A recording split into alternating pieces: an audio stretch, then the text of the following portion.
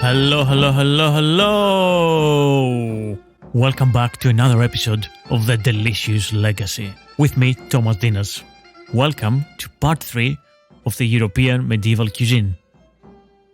And today we're continuing our adventure to medieval Europe through its cuisine and recipes and cookbooks of late medieval time. Welcome to part 3 of our exploration of the European medieval cuisine. On the last episode, we touched upon the cuisine of Al-Andalus, the Arab medieval cuisine of the Iberian Peninsula, which fused elements from Spain, obviously, and the continuation of the Roman Empire, and of course Jewish elements and Jewish foods, and on top of everything else, most importantly, all the Arab elements that were brought to the peninsula from the east, from as far as Middle East. So all the new fruits and vegetables and techniques and spices from Persia and Palestine and Egypt enriched and created a very diverse and dynamic cuisine, which culminated with this amazing cookbook called the Almohade Cookbook, which we saw a couple of recipes last time. And now let's explore the English cuisine of the time and check the rich and complex history of spices and sweet and sour elements in recipes from medieval England. What was the food like in medieval England? The evidence we have is after the Norman conquest, of course. So after 1066, Norman cooks were valued so highly that by 1086, two royal master cooks, Walter in Essex and Tezel in Surrey, were being given manorial lands for their services. Walter's descendants became the king's official turnspits. As we've seen on the previous episode from Alexander Neckham's accounts, we know that the high-class kitchens of the 12th century used cumin sauces for stewed ham. It mentioned many sausages, many different types of sausages, and of course a variety of garden herbs. Bread and ale, both packed with calories and nutrients, lay at the heart of all diets. The barm of the ale, what we also call ale yeast or the foam that forms on the top of the fermenting liquid when we make beer, was so vital that it was sometimes known as God is good, because it cometh of the great grace of God. Bread, of course, did more than appease hunger. It marked your station in life. The poor ate muslin, tough brown bread of roughly sieved wheat mixed with rye flour, or even barley, millet, malt, or beans, or whatever was available, made at home or baked on the communal baker's oven. Wheat bread, on the other hand, was known as pandemain or later manchet, and was the whitest, of course, and the softest of the breads. But it was obviously very costly, and everyone aspired to eat it, to have it. And the baker in William Langland's poem The Vision of Piers Plowman complained that even in times of dearth, beggars refused the bread that had beans in it, demanding milk loaves and fine white wheaten bread. Piers Plowman, as we've seen in the previous episode, is a Middle English allegorical narrative poem by William Langland. Otherwise, it's called William's Vision of Piers Plowman, and basically it contains a lot of references and satirical criticisms and so on of life in the Middle Ages in England, as an English literature seems to be one of the greatest works of the Middle Ages, and apparently probably influenced a little bit Chaucer's Canterbury Tales. As an interesting aside, throughout the medieval period, and throughout the continent of Europe, people suffered from outbreaks of ergotism, which is poisoning from bread made of rye grasses, which was infected with a fungus that caused nausea, seizures, and even gangrene. LSD was ultimately synthesized as a byproduct of research into hallucinogenic symptoms of ergot, which sometimes called St. Anthony's Fire or the Dancing Mania. In Britain, it seems to have occurred less often and without the force of the European outbreaks. As we said, brewing was an essential element of the society and as crucial as baking. Everyone more or less drank large quantities of ale, up to a gallon a day for adults, with weaker, what was called small beers for children. Alice de Brienne brewed 112 gallons twice a week and served each of her guests around 3.5 pints for dinner, while the household of Humphrey of Stafford, Duke of Buckingham, consumed more than 40,000 gallons a year. In London, 3 branches or ale stakes were raised outside inns to alert the official alcockers or aldermen that the new brew was waiting to be checked by them. But adulteration and short measures were part and parcel of medieval society as well.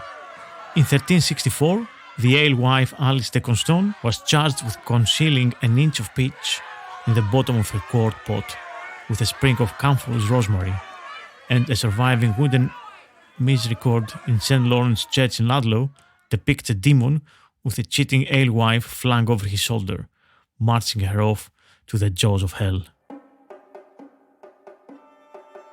3 of the most important elements of Norman cooking, the pulverization of meat into pastes, the use of spices and sophisticated sauces, all sprang from the imperatives of humoral theory, just as we've seen with ancient Romans and Greeks, and the Byzantines, of course. We know from records that different techniques also played their part, so that roasting had different warming and drying effect, while boiling or seething, the origin of the expression about bubbling rage, counteracted dry foods like beef. Cold fish were corrected by simmering in salt water, or diluted wine, or by frying, and the lamprey was considered so excessively dangerous that it was invariably drowned in red wine or salt before being roasted with warming herbs and spices. Humoral theories would remain at the center of British food culture and of course throughout Europe until challenged by new sciences of the Enlightenment. Sauces were vital in tempering dishes, so that as a modern British cuisine tends to mint sauce, for example, medieval cooks paired acid with meaty richness, serving verjuice with capon and bacon. Bread-based sauces called camelin or gamelin could be spiced up with raisins, pine nuts, ginger, cloves or cinnamon, and were served with most birds, including egret, crane, bittern and plover. But chowdron, a sauce of blood and livers, was the perfect companion for roast swan. A green sauce of sorrel or other sharp herbs with verjuice usually accompanied veal, and mustard made by grinding dried mustard seeds and mixing them with honey, wine or vinegar corrected the moistness of pork, brawn or beef, warming the stomach and provoking appetite. A sauce aigre douce, bittersweet, satisfied a particular craving in the medieval palate for mixing sweet and sour together, and even summer's heat could be alleviated with cool sauces of verjuice, vinegar or pomegranate. Medieval cooks used aromatics that have since fallen from favor. Borage, with its hairy leaves that taste of cucumber, or the medicinal rosemary, also used to repel moths. But the richest flavorings, all but absent from Britain since the departure of the Romans, returned overland from Middle East with the Crusaders during the 12th century. It was then that spices re-entered the British kitchen, inspiring new and vivacious culinary wizardry. Aside from spices, we have intensely sweet dried fruits were crucial, and exotic raisins of Corinth, what we call currants, prunes, figs and dates were all traded by spice merchants, beside the sacks full of almonds, which needed for thickening of sauces and stews, or for use as a creamy alternative to milk on the fast days. By the end of 13th century, sugar was finding its way to Britain from Palestine along the new trade routes via Damascus and Venice, and was beginning to replace honey. Sugar too was considered a spice, and was sold in hard cones wrapped in paper. And as we've seen, sugar was the ultimate culinary luxury. During the Middle Ages, pastry evolved into a rough, inedible casing, or coffin, filled with closely minced meats, larded with marrow bone or oysters, flavored with dried fruits, nuts and spices. Offal, such as livers, sweetbreads and giblets, were all highly esteemed, and the original humble pie were not in the least bit humble, using a multitude of entrails and including testicles, tripe, hearts, palates, which is the tender roof of the mouth, gizzards, lamb's tails, cockswombs, and fatty pig's feet in a rich spicy gravy.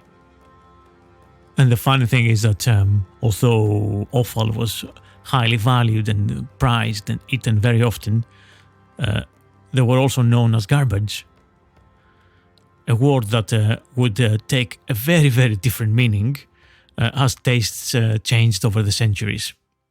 Banquets and feasts were part and parcel of the medieval high-class society, and of course the knights and the lords and so on.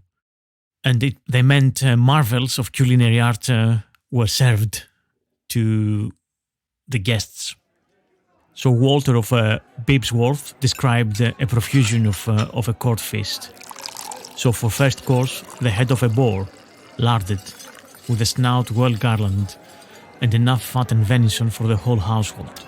A great variety of cranes, peacocks and swans, kids, pigs and hens, rabbits in gravy, all covered with sugar, quite a different multitude of roasts, pheasants, woodcocks and partridges, fieldfares, larks and plovers, blackbirds and song thrushes, and fried meat crisps and fritters with sugar mixed with rose water. And when the table was taken away, sweet spice powder with large dragées, sugar-coated spices that is, maces, cubebs and enough spicery and plenty of wafers.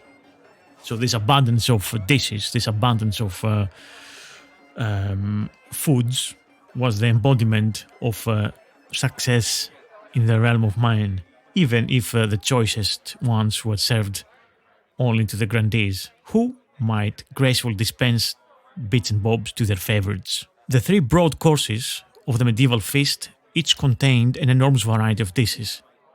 When the king feasted with the Lord Spencer in 1397, contemporary records show that the first course also consisted of venison and frumenty, capons, the head of a boar, roast swans, herons and pheasants, vast tarts, and two subtleties, which are elaborated dishes meant to act as pauses in the meal.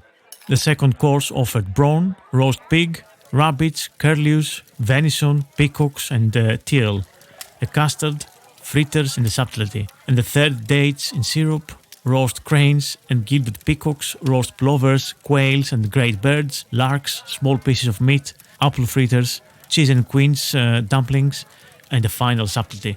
Of course, these feasts lasted for hours and hours, perhaps the whole day, and yeah, they were accompanied with lots of wine, and most of the food was probably not eaten directly by the king and the lords, but was also given around and shared with the various subordinates and servants and kids and wives and so on.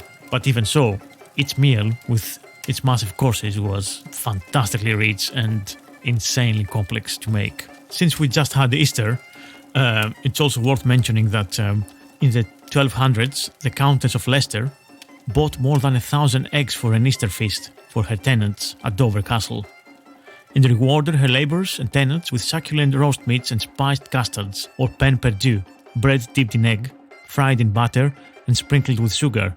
Sounds like the forerunner for our eggy bread or French toast. So also in homes across Britain at Easter, real eggs were cracked into cooking pots or boiled and served in a green sauce to symbolise the banishment of thin fare.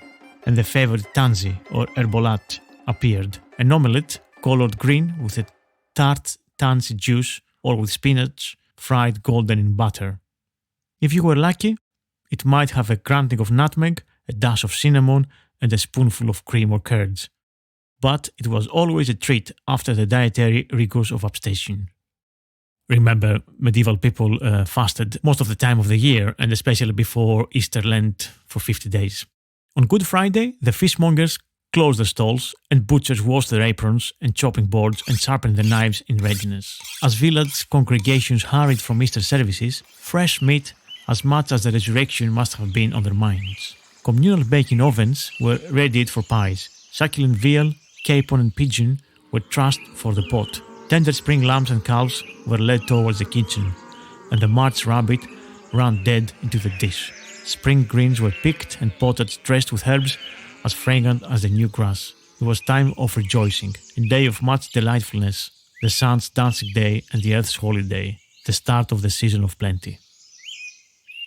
And that's from the book Taste, the Story of Britain Through Its Cooking, by Kate Colquhoun. Andrea Trevisano, the earliest Venetian ordinary ambassador to the English court, wrote on 1497 that the British were very sparing of wine when they drink it at their own expense, not considering it any great inconvenience for 3 or 4 persons to drink out of the same cup. And when they mean to drink a great deal, they go to the tavern, and this is done not only by men, but by ladies of distinction. One of the most common recipes in medieval English cookbooks is called momeni. It can also be found in an Italian cookbook written in Latin, the Liber de Cucina, where it appears as mammonia. The dish name goes back to Arabic mamunya, which originally was a sweet porridge that sometimes contained yogurt. The amazing transformation this recipe underwent in England over the centuries can be described below. So, this dish dates from Anglo-Norman times, and this was originally a dish containing ground beef, pork or mutton boiled in wine, served in a wine-based sauce which was thickened with capon meat and almonds. The sauce was seasoned with cloves and sugar, fried almonds were added, and the dish colored with indigo or with red dye. About 60 years later, it had changed into a dish made from beef broth, no wine, capons cooked in milk of almonds, and the whole thickened with rice flour or breadcrumbs. It was seasoned with somewhat stronger spices and colored yellow with saffron. After another 50 years, the wine had returned, together with a great deal more sugar. The beef had vanished, but the capon remained. There were more spices, the almonds had been replaced by pine nuts and dates, and the color was now reddish-orange. This was part of a process in which it appears that as time went by, a dish tended to become sweeter, spicier, and more complicated. And for example, more dried fruit was added by the 15th century.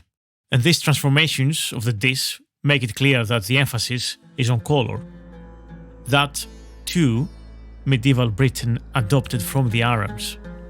So in the Baghdad cookery book, just like other Arabic texts on food, that contains countless gold and saffron-tinted red, white, scarlet, gold, silver and vermilion colored dishes. And we guess that thanks to the Crusaders, who experienced the Arab cuisine in Antioch and the Crusader kingdoms in the Eastern Mediterranean, the Normans in southern Italy and Sicily, and also, of course, the Arab civilization in Spain, all this brought together the cultures closer, and the saffron became one of the most popular ingredients in England and generally on the continent too.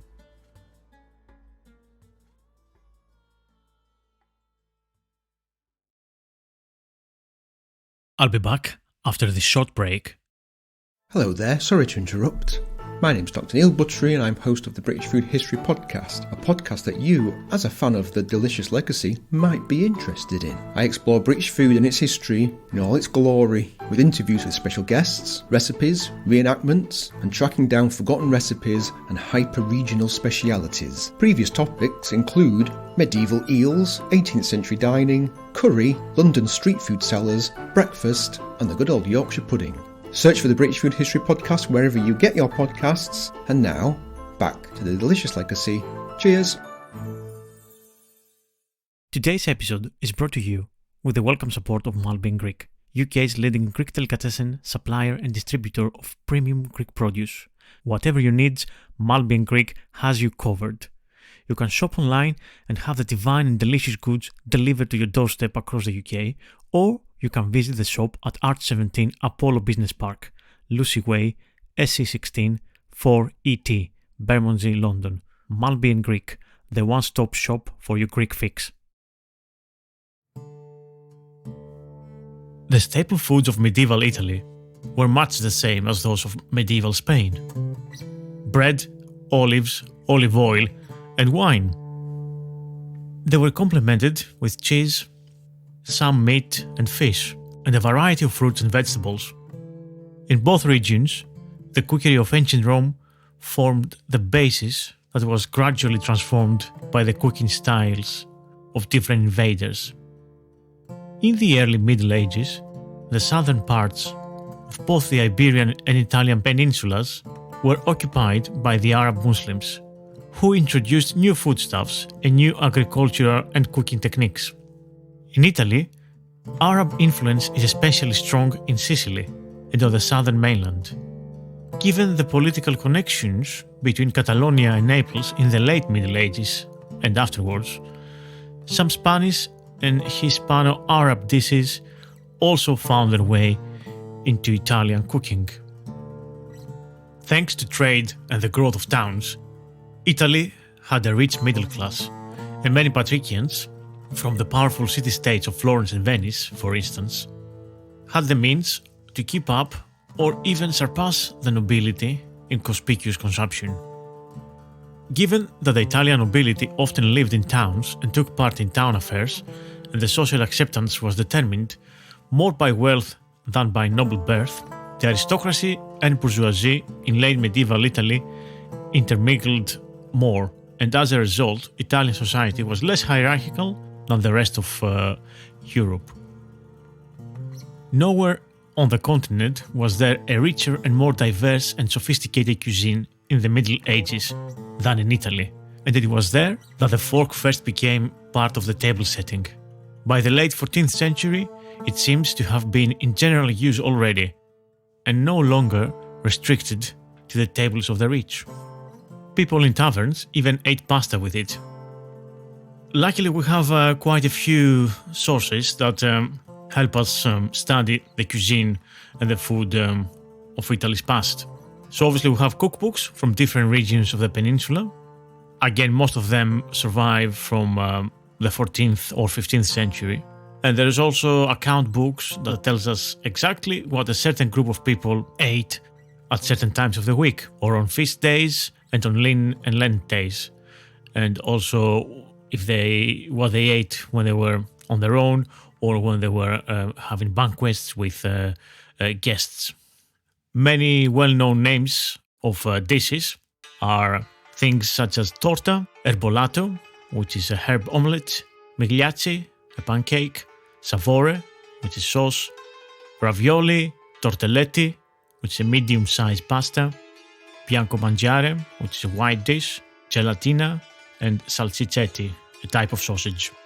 For all of these different concoctions and dishes, recipes are available in contemporary cookbooks, which is a rather good point about the recipe collections of the past and did reflect the general cooking practice of the time, and rather than a cuisine that people only heard of or dreamt about, a cuisine that was not part of their everyday life. So basically what we see here is cookbooks with food that people ate on their day-to-day meals. Another interesting source for Italian food are the illustrations in a medieval health book known as the Tarquinium Sanitatis, which translates as Tables of Health. The text is the Latin translation of an Arabic dietetic manual whose illustrations were made in northern Italy sometime at the end of the 14th century. When it comes to Italian cookbooks of the Middle Ages, the most comprehensive and the most detailed one is the Libro de Arte Coquinaria by Maestro Martino de Rossi from Como.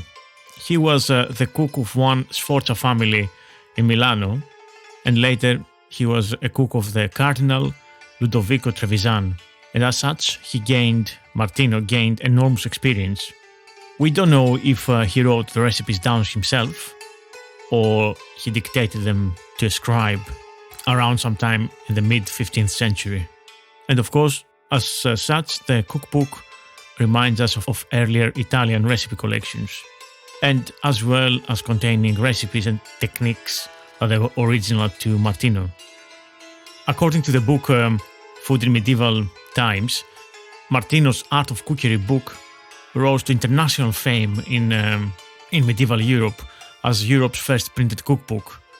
And Basically, Martino's recipes were translated into Latin by Bartolomeo Sacchi, who adopted the name of Platina, which is the Latin for Piadina, which is Sacchi's hometown. Sacchi more than doubled the length of the cookbook by adding an introduction, extensive material on diet and health, based on the teachings of ancient Romans and Greeks, allusions to Virgil, folkloric attributes of plants, and a handful of recipes adapted from that famous Roman cookbook that we talked in the past many times, 1,000 years before Martinus, which is Apicius de Recoquinaria of the 3rd century AD.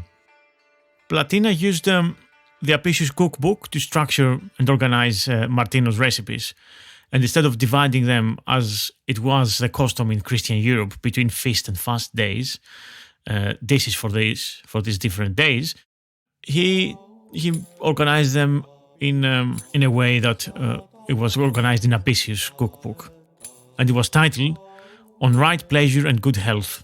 And the Platina cookbook was not just the first printed cookbook, but one of the first printed books anywhere. It was first published in Rome around 1470 and reprinted in Venice in 1475. The combination of Latin and the invention of printing led to the dissemination of the cookbook throughout Europe in the 16th century, and its translation into a number of vernacular languages including French, Flemish, German, Spanish, English, and back to Italian, the language in which Martino's recipes had been written in the first place. Aside from Platina, Martino's collection of recipes was also incorporated into another Italian cookbook, Neapolitan Cook, of the late 15th century. Pasta is of course what we associate, and it was associated as a specialty most commonly with Italy. And this was the case back then as well, in the late Middle Ages. And pasta was prepared fresh, in the home, or bought dried from merchants, such as the lasagne or pasta makers, who in those days even had their own guild in Florence. Semolina was used to make lasagne and macaroni, and wheat flour for most of other cheaper kinds. Vermicelli, fideli, and tria were other popular types of pasta, and they were sold commercially too. The word tria is an interesting one, which goes back to ancient Greek itria, the earliest known word for what we can describe as a noodle nowadays, in the Mediterranean of course. The Arabs introduced the term to Catalonia, where it appears as alatria. Gnocchi too were the form of pasta that is found in Italian cookbooks as early as the 14th century. So the recipe for cheese gnocchi goes as thus. If you want to make gnocchi, take some fresh cheese and mash it. Then take some flour and mix it with egg yolks as in making migliacci. Put a pot full of water on the fire, and when it begins to boil, put the mixture on a dish and drop it into the pot with a ladle. And when they are cooked, place them on dishes and sprinkle them with plenty of grated cheese. In this case, the pasta is cooked in boiling water, but more frequently it was cooked in stock or in water to which salt, butter and oil were added. Sometimes was cooked in almond milk or goat's milk with sugar. Many pasta dishes were served with spices or grated cheese, as they are still today. An Italian invention is pasta filled with meat, vegetable or cheese and egg puree, cooked in broth and served with grated cheese. These dishes were known under the name ravioli, tortelli or tortelletti. But the terms ravioli and tortelli were also used for fritters that contained similar fillings and were normally served with sugar. The big change came when Maestro Martino and other Italian cooks began to use flour in combination with eggs and oil or butter for the pastry. Known as torte, as we've seen on the previous episode, these pies with edible crust quickly became the rage, especially among the newly rich. Like old-fashioned pies, they had both a top and a bottom crust. They differed from the earlier pie versions not just in the type of crust, but also in the type of filling, which was generally more elaborate and included more expensive ingredients such as sugar and spices. The following torte recipe for eel would have been suitable for fast days. Eel pie. If you want to make a pie of fresh eels, take the eels, half-boil them, and cook them with parsley and mint and purslane. Then cook and take them apart by hand. Discard the skin and the bones. Take good walnuts, skin them with boiling water, then crush them slightly. And take a libra, which is a pound of almonds, make them into milk and cook it until it becomes very thick and set it aside to cool. It will be a junket. Then put these things in a pan, make a crust. Herbs should be chopped and add strong spices, saffron and 12 chopped dates. And when it's cooked, remove it. And if the eels were not fat, add good oil. Additionally, the Italian cookbooks, more so than other counterparts from across Europe, offer a wide range of recipes for vegetables and legumes. Broad beans, generally looked down upon as a lentil food for the poor, are the main ingredient in not just one but several recipes of Maestro Martino. His preferred way of preparing broad beans is with sage, onion, apples and figs. A tasty little vegetable dish in Martino's collection is called finocchio, meaning fennel. The white part of fennel and a little white leek are finely chopped and fried with oil or salted pork. Then a little water, saffron and salt are added and the dish is brought to boil. Beaten eggs, presumably used as a thickener, are optional.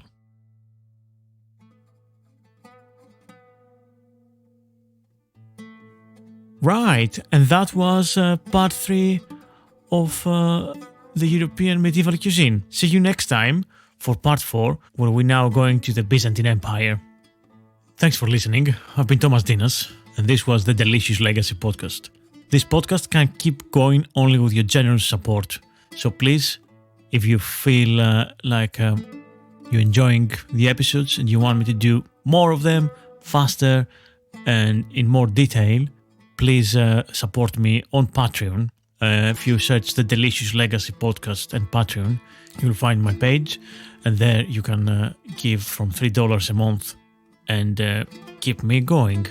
And on top, get access to exclusive material and extra bits from the podcast. And I would like to thank all of my Patreon backers so far, and of course, all of you listeners out there on Spotify, iTunes, YouTube, that you keep listening the episodes.